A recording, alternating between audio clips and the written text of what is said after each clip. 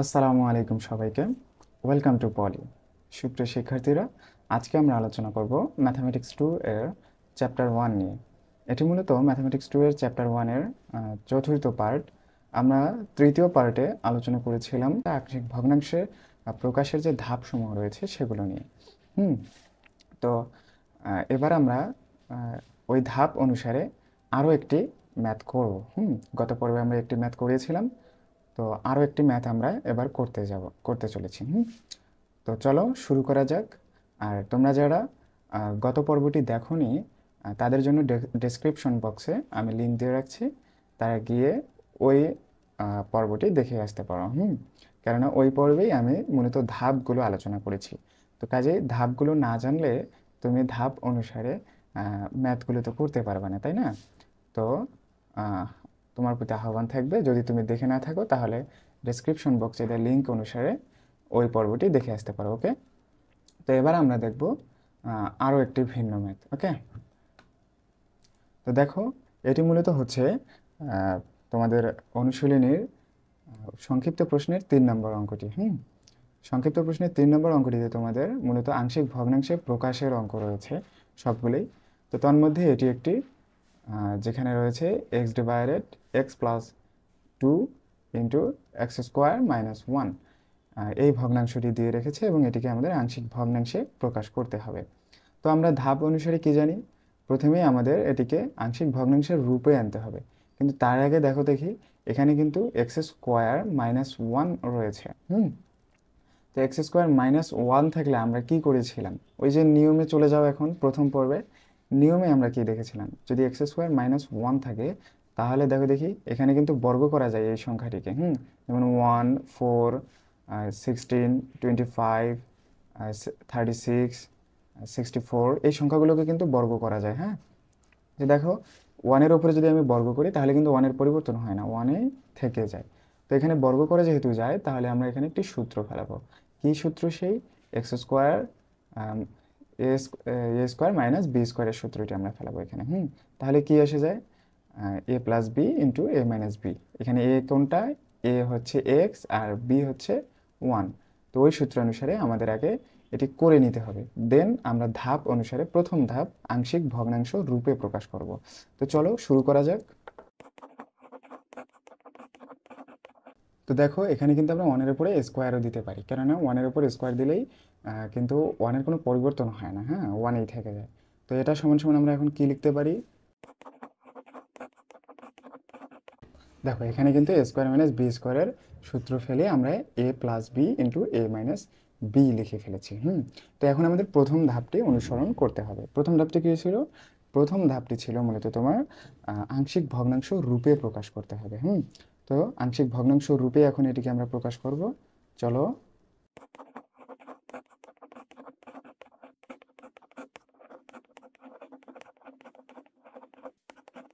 তো দেখো আমরা কিন্তু এবার আংশিক ভগ্নাংশ রূপে প্রকাশ করে ফেলেছি। দ্বিতীয় ধাপটি কী ছিল আমাদের? দ্বিতীয় ধাপটি ছিল মূলত বাম পার্শ্বে যে ভগ্নাংশটি রয়েছে এর হর দিয়ে উভয় পার্শ্বকে আমরা গুণ করব। তো গুণ করা যাক এবার।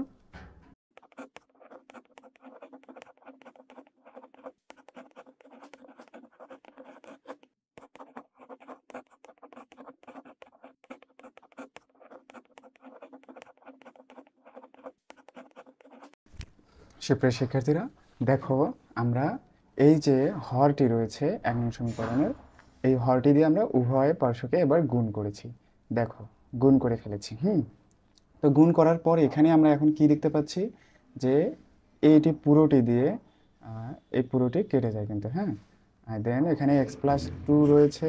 তো এখানে এক্স প্লাস 2 উপরে রয়েছে, উপরে নিচে কাটাকাটি করা যাচ্ছে। এখানে এক্স প্লাস 1 রয়েছে, উপরে এক্স প্লাস 1 রয়েছে, তো কেটে দেওয়া যাচ্ছে। দেন এখানে কি রয়েছে, এখানে জায়গা ধরে নিয়ে বিধায় আমি নিচে লিখেছি। ওকে, বুঝে নেবে। তো এক্স মাইনাস 1 এখানে রয়েছে, আর এখানেও এটা কিন্তু উপরের। তো এক্স মাইনাস 1 রয়েছে, এটা কাটা যায়নি, সরি। এখানে এক্স প্লাস 1 অ্যালাইভ রয়েছে। তো এক্স মাইনাস 1 আমি, আরে উপরের এক্স মাইনাস 1 এবং নিচের এক্স মাইনাস 1 আমি কেটে দিয়েছি। ওকে, দেন আমরা কি পাচ্ছি, দেন আমরা পাচ্ছি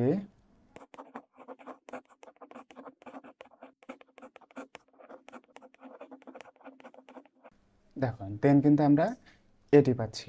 তো এটিকে আমরা আখ্যায়িত করব 2 নং সমীকরণ হিসাবে। ওকে, তো এখন আমরা 2 নং সমীকরণ পেয়ে গেলাম। তো পরবর্তী আমাদের ধাপটি কী ছিল, যে এক্স এর মান আমাদের ধরে নিতে হবে। তো এক্স এর মানটি আমরা কিভাবে ধরে নেব বলেছিলাম, দেখো এখানে কি কি রয়েছে, +1 -1 +2 -1 +2 +1। তো মানে এখানে 3 ধরনের সংখ্যা কিন্তু আমরা পাচ্ছি, যে +1 -1 এবং +2। তো আমরা ক্রমান্বয়ে +1 বিপরীত -1 এবং -1 বিপরীত +1 এবং +2 বিপরীত -2 এক্স ইকুয়ালস টু আমরা ধরে নিয়ে মূলত এবার আমরা ধ্রুবকগুলো যে আছে এখানে এ বি সি যে ধ্রুবক আছে, এই ধ্রুবকগুলোর মান আমরা এবার নির্ণয় করব। ওই যে পূর্বের অঙ্কটার নেই, তেমন কোনো নাই এখানে, এটি একটু বড় এই আর কি। তো চলো শুরু করা যাক। তো এক্স ইকুয়ালস টু, ধরি মনে করি এক্স ইজ ইকুয়ালস টু, প্রথমেই আমরা এ এর মান বের করি। হ্যাঁ, এখানে +1 আছে -1 আছে, তো আমরা এখানে এখানে কিন্তু 2 আছে, এখানেও 2 আছে, তো -2 ধরে নেব। হ্যাঁ, তো -2 ধরে নিলাম। -2 ধরে নিলে কি হবে দেখো দেখি, এইদিকে তোমার কি হবে, এইদিকে এক্সের জায়গায়, এই যে এখানে এক্সের জায়গায় তোমার -2 ইজ ইকুয়ালস টু কী হবে, এখানে এ ইন্টু এক্সের জন্য -2 +1, আবার এক্সের জন্য কি -2 -1, আর এদিকে কি থাকতেছে দেখো দেখি। দেখো এখানে যদি এক্সের জায়গায় আমরা -2 বসাই, তাহলে কি হয়, এই -2 এখানে এক্সের জায়গায় যদি আমরা -2 বসাই, এদিকে কিন্তু +2 আছে, তো দুটো মিলে কাটাকাটি যায়।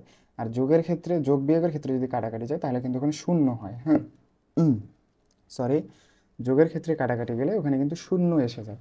তো শূন্যের সাথে তুমি যাই গুণ করো না কেন, তাই কিন্তু শূন্য হয়ে যাবে, অর্থাৎ এই অংশটা কিন্তু শূন্য হয়ে যাবে। কারণ এখানে -2 যদি আমরা নিই, তো একবারই লেখার জন্য আমি মূলত সুবিধার্থে এখানে ডিরেক্ট শূন্য নিয়ে নিলাম। ওকে, বুঝতে পেরেছো? তো এখানে -2 আসার দরুন এখানে কিন্তু শূন্য এসে যাবে। তো শূন্যের সাথে বি এবং -1 গুণ করলে শূন্যই হবে। তো প্লাস সি এর সাথে এখন দেখো এখানেও কিন্তু +2 আছে, তো এদিকে এক্সের জন্য কিন্তু আমরা কি ধরেছি, -2। তো এক্সের জায়গায় যদি -2 এসে যায় তাহলে কি হয়ে যাবে, -2 এবং +2 দুইটা মিলেই কাটাকাটি যাবে, অর্থাৎ 0 এসে যাবে। তো 0-র সাথে সব গুণ করলে কি হবে, 0ই হবে। তো আলটিমেটলি এদিকে কি আসতেছে দেখো, এখানে -2 আছে, তো এদিকে কি আছে, এখানে -2 +1 রয়েছে। তো এর সাথে এখানে কি হবে, এটা ক্যালকুলেশন করে আমরা এখানে পাচ্ছি -1 কিন্তু পাচ্ছি। দেখো -2 এর সাথে একটা +1 যুক্ত হলে -1 তারপরও থেকে যায়। আর এখানে মাইনাসে মাইনাসে কি হয় আমরা জানি, -2 এবং -1 রয়েছে, তো মাইনাসে মাইনাসে আমরা কি হয় জানি, মাইনাসে মাইনাসে হয় কি প্লাস হয়, কিন্তু মাইনাস চিহ্নটা কিন্তু সামনে থেকেই যায়। হ্যাঁ, এটা মনে রাখবা, মাইনাসে মাইনাসে প্লাস ঠিক আছে, কিন্তু তাই বলে যে +3 হবে এমন না, কিন্তু প্লাস হবে, যোগ করেছি, দেখো যোগ করেছি, 2 আর 1 যোগ করেছি, কিন্তু সামনের যে চিহ্নটা, মাইনাস চিহ্নটা, এটি কিন্তু থেকে গেছে। আর এদিকে এগুলো কি রয়েছে দেখো দেখি, এগুলো 0 0, তো 0 এখানে লেখার প্রয়োজনীয়তা নাই। ওকে, তো দেখো এবার আমরা কি পাচ্ছি, এদিকে আমরা পাচ্ছি -2, আর ওদিকে কি পাচ্ছি, এর সাথে দেখো দেখি এখানে -1 এবং -3 গুণ অবস্থায় আছে। তো -1 এবং -3 এই দুইটাকে গুণ করলে আমরা কি পাবো, 3 তো পাবো। এখন প্রশ্ন করতে পারো যে ভাইয়া মাইনাসটা কই গেল। দেখো মাইনাস আর মাইনাস যখন গুণ হয় তখন কিন্তু প্লাস হয়ে যায়। এটা মনে রাখবো। ওকে, তো এদিকে কি পাচ্ছি, -2, এদিকে পাচ্ছি, সরি, ডাবল লেখা হয়ে গেল। তো দেখো এ ইকুয়ালস টু আমরা কি পাচ্ছি, 3 এদিকে আছে গুণ অবস্থায়, তো এদিকে আসলে কি হবে, ভাগ হয়ে যাবে। তো -2/3। তো আমরা এ ইকুয়ালস টু কি পেলাম, আমরা এ ইকুয়ালস টু পেলাম -2/3। ওকে, এবার আমরা দেখো -2 কিন্তু আমরা নিয়ে ফেলেছি, এই যে +2 এর বিপরীত -2 আমরা নিয়ে ফেলেছি। এবার দেখো +1 আছে এবং -1 আছে, তো আমরা একবার -1 একবার +1 নিয়ে রাখবো এবার। তারপরে এভাবেই ক্রমান্বয়ে আমরা বি এবং সি এর মান বের করবো। ওকে, 2 নং সমীকরণে কিন্তু এই কাজগুলো আমরা করতেছি। হ্যাঁ, উল্লেখ করে দেওয়া উচিত এখানে, তোমরা দিবা। ওকে, তো দেখো এবার আমরা এক্স ইকুয়ালস টু কি নেওয়া যায়, এক্স ইকুয়ালস টু এবার আমরা -1 নেব। ওকে, তো মনে করি, তো -1 নিলে কি পরিবর্তন আসে দেখো দেখি 2 নং সমীকরণে, এই দেখো 2 নং সমীকরণে যদি আমরা -1 নিয়ে নিই, তাহলে দেখো তোমার এর এখানে যে আছে এই যে +1 আছে, এর সামনে যদি x এর জায়গায় যদি আমরা -1 নিই, তাহলে -1 এবং +1 মিলে কিন্তু 0 হয়ে যাচ্ছে। হ্যাঁ, তার মানে a এর সাথে কি হয়ে যাচ্ছে, a এর সাথে হয়ে যাচ্ছে এদিকে -1, সরি, এদিকে থাকতেছে কি -1, কেননা এটা তো তোমার বাম পক্ষে x আছে, x এর জায়গায় -1 নিলাম। আর a এর সাথে কি দেখালাম আমি, a এর সাথে এসে যাচ্ছে 0 প্লাস b। দেখো দেখি b এর সাথে এখন কি হয়ে যাচ্ছে, দেখো b এর সাথে যদি আমরা এখানে -1 নেই, আর এখানে যদি x এর জায়গায় -1 নেই, তাহলে কি হবে, তাহলে কিন্তু 0 হচ্ছে না। তো আমরা b এর মানটি নির্ণয় করার জন্যই মূলত আমি প্রথমেই মানে দ্বিতীয়ত -1 নিলাম। তো দেখো তাহলে কি হয়ে যাচ্ছে, -1 + 2 ইন্টু -1 -1, তো কি হয়ে যাচ্ছে, -1 + 2 ইন্টু -1 -1। দেখো বি এর ক্ষেত্রে কিন্তু এরকম হয়ে যাচ্ছে। ওকে, আর এখন সি এর ক্ষেত্রে যদি আমি দেখি, তাহলে কি হয়ে যাচ্ছে, দেখো দেখি সি এর ক্ষেত্রে দেখো তুমি এখানে এক্স এর মান আমরা এখন কি ধরেছি, দ্বিতীয়ত আমরা এক্স এর মান ধরেছি -1। তো সি এর ক্ষেত্রে যদি আমি এখানে এক্স এর জায়গায় যদি -1 দিই, তাহলে -1 এবং +1 মিলে কি হয়ে যাবে, 0। আর জিরোর সাথে এটা গুণ করলে আলটিমেটলি কি হয়ে যাবে, পুরোটাই হবে যে 0। ওকে, তো এখন আমরা সি ইন্টু কি লিখতে পারি, সি ইন্টু আমরা লিখতে পারি 0। ওকে, কাজেই প্লাস সি ইন্টু 0। তো আমরা আলটিমেটলি কি পাচ্ছি এখানে, দেখো দেখি, এখানে পাচ্ছি আমরা -1 = এদিকে তো 0 হয়ে যাচ্ছে, এদিকেও 0। তো বি ইন্টু আমরা কি পাচ্ছি, দেখো বি ইন্টু আমরা এখানে -1 এবং +2 এই দুইটি ক্যালকুলেশন করে আমরা কি পাচ্ছি, এখানে পাচ্ছি মূলত 1, সরি এখানে ব্র্যাকেট না দিলেও হতো। আর এখানে -1 এবং -1, দেখো আবার মাইনাসে মাইনাসে কি হয়, প্লাস হয়, কিন্তু মাইনাস চিহ্ন কিন্তু থেকে যায়। -1 এবং -1 দুইটা মিলে প্লাস হয়ে কি হবে, 2 হবে, কিন্তু সরি 2 হবে, কিন্তু মাইনাসটি প্রথমে রয়েই যাবে, কেননা মাইনাসে মাইনাসে প্লাস হয় ঠিক আছে, কিন্তু চিহ্নটি থেকেই যায়। ওকে, তো দেখো এখন আমরা কি পাচ্ছি, -1 = এখানে কি হচ্ছে, +1 এর সাথে -2 গুণ করব, তাহলে কি পাচ্ছি আমরা, -2b পাচ্ছি, কিন্তু 2 এর সাথে 1 গুণ করলে কি হয়, 2 হয়। তো দেখো এখানে আলটিমেটলি এখন এই যে এই মাইনাস এবং এই মাইনাস কি যাচ্ছে, কাটা যাচ্ছে। তো এদিকে কি পাচ্ছি 1, এদিকে পাচ্ছি 2b। তো কাজেই b = কি লিখতে পারি আমরা, b = আমরা লিখতে পারি হাফ। এই 2টা এদিকে গুণ আছে, এদিকে এসে কি হবে, ভাগ। তো আবার দেখো এবার আমরা কিসের মান নির্ণয় করব, এবার মূলত আমরা নির্ণয় করব সি এর মান। ওকে, তো আবার মনে করি x = বলো দেখি এবার x = আমরা কি নিতে পারি। দেখো আমরা কিন্তু এই যে এদের যে বিপরীত +1 -1 এবং +2, এদের বিপরীতের মধ্যে আমরা -2 আর এবং -1 আমরা নিয়ে নিয়েছি।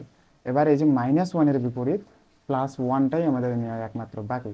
তো এবার আমরা +1 ধরে নিব। ওকে, তো +1 যদি আমরা ধরে নিই, তাহলে কি পাচ্ছি, দেখো দেখি, যদি 1 হয় 2 নং সমীকরণে, তাহলে আমরা কি পাচ্ছি, x এর জায়গায় এদিকে +1, এই যে দেখো x এর জায়গায় আমরা +1 বসিয়েছি, এখানে এখানে +1 বসিয়েছি। এখন a এর জায়গায় কি করবো, দেখো যদি +1 যদি তোমার এই x এর জায়গায় বসে, তাহলে কি হয়, +1 -1 দুইটা মিলে কি হয়ে যায়, 0 হয়ে যায়। আর জিরোর সাথে পুরোটা গুণ করলে কি হবে, 0 হয়ে যাবে আলটিমেটলি। তো কাজেই a এর সাথে কি হয়ে যাচ্ছে, a ইন্টু কিন্তু 0 হয়ে যাচ্ছে। হ্যাঁ, আর বি এর সাথেও কিন্তু তদ্রূপ ঘটনাই ঘটবে। দেখো বি এর এখানে কি হয়ে যাচ্ছে, দেখো এখানে কিন্তু -1 রয়েছে, আর আমরা x = এবার কি ধরেছি, +1। তো x এর জায়গায় যদি +1 থাকে, তাহলে এদিকে -1 এর সাথে সেটি ক্যালকুলেশন করে আমরা কি হয়ে যাচ্ছে, এখানে +1 -1 মিলে কি হয়ে যাচ্ছে, 0 হয়ে যাচ্ছে। তো আলটিমেটলি এটার ক্ষেত্রেও কিন্তু 0 এসে যাচ্ছে। হ্যাঁ, তো বি ইন্টু আমরা কি পাচ্ছি, এখানে এখানে 0 পাচ্ছি, প্লাস এদিকে দেখো সি এর ক্ষেত্রে কিন্তু তোমার 0 আসতেছে না। হ্যাঁ, তো আমরা কি পাচ্ছি, সি সি ইন্টু এখানে x এর জায়গায় এখন আমরা 1 বসাবো, এখানেও x এর জায়গায় 1 বসাবো, অর্থাৎ এখানে 1 + 2 1 + 1 আমরা পাচ্ছি। তো কি পাচ্ছি, দেখো সি ইন্টু 1+2 এবং 1+1 আমরা পাচ্ছি। দেখো দেখি 1+2 এবং 1+1 পেয়েছি। ওকে, তো এখন কি করব, এখন আমরা এটা ক্যালকুলেশন করব। হ্যাঁ,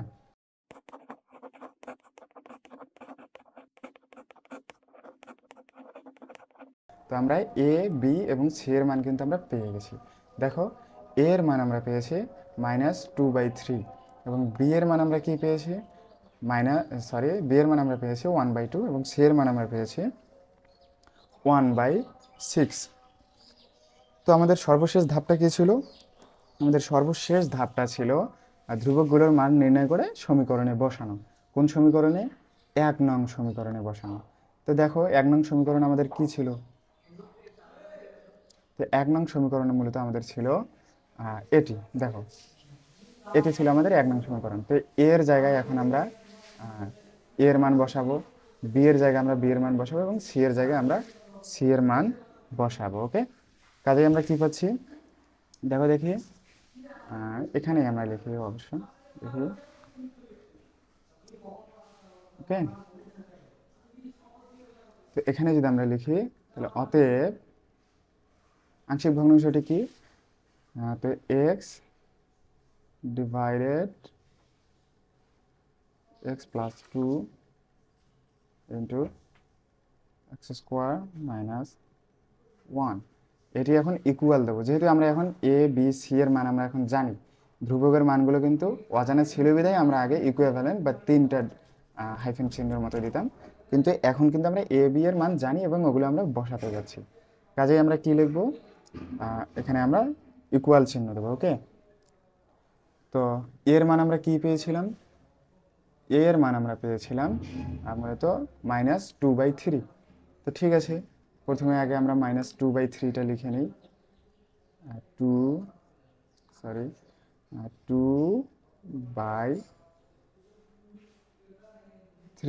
মাইনাসটা উপরে দিলাম। ওকে, তারপর এখানে কি ছিল?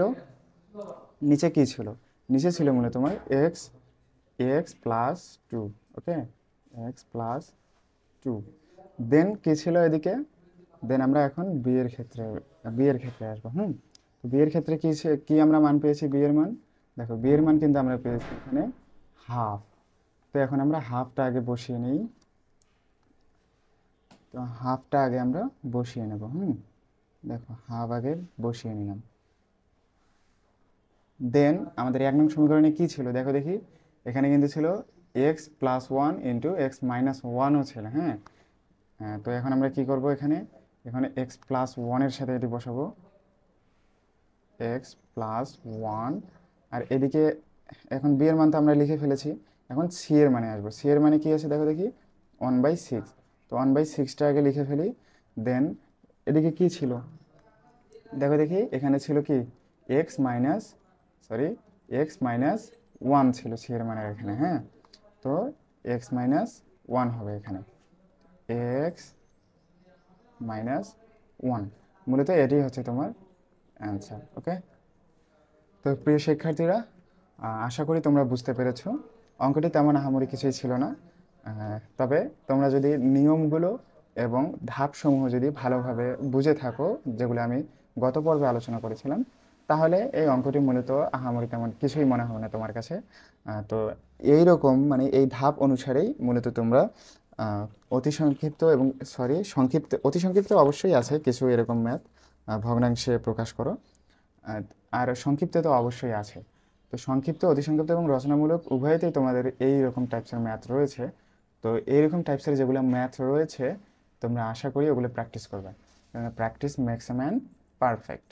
তো ঠিক আছে, আজকে এই পর্যন্তই। পরবর্তীতে আমরা সহগ সমীকৃত টাইপস নিয়ে, সহগ সমীকৃত আছে এরকম একটি টাইপসের ম্যাথ নিয়ে আমরা আলোচনা করব। ততক্ষণ পর্যন্ত ভালো থাকো, সুস্থ থাকো। আল্লাহ হাফেজ।